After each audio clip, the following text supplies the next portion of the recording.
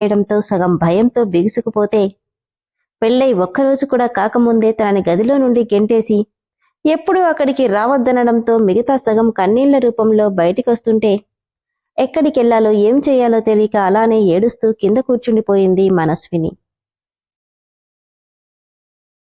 ఎక్కడికెళ్లాలో ఏ రూంలో నిద్రపోవాలో తెలియక అక్కడే గోడ కానుకుని మోకాళ్లు పైకి పెట్టుకుని ఆలోచనల మధ్య ఎప్పటికో నిద్రపోయింది మను.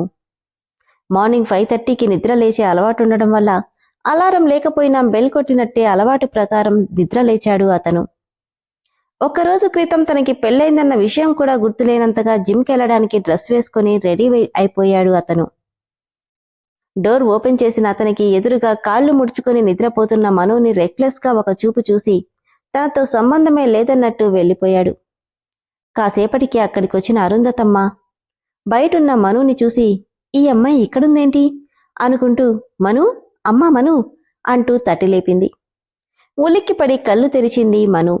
ఏంటమ్మా ఇక్కడున్నావేంటి? ఒక క్షణం ఏం అర్థం కాక చుట్టూ చూస్తే అప్పుడు గుర్తొచ్చింది. నాకు నా రూంలోకి ఎవరైనా వస్తే నచ్చదు అంటూ అతను బయటికి గెంటేయడం. ఏమైందమ్మా? ఎలా చెప్పాలో తెలియక అది అంటూ తలొంచుకుంది. కోపంగా వాడు బయటికి పొమ్మన్నాడా అనగానే ఒక్కసారిగా తలపైకెత్తి ఆవిడ్ని చూసి మళ్లీ తల దించేసి కన్నీళ్లతో అవునన్నట్టు తలాడించింది.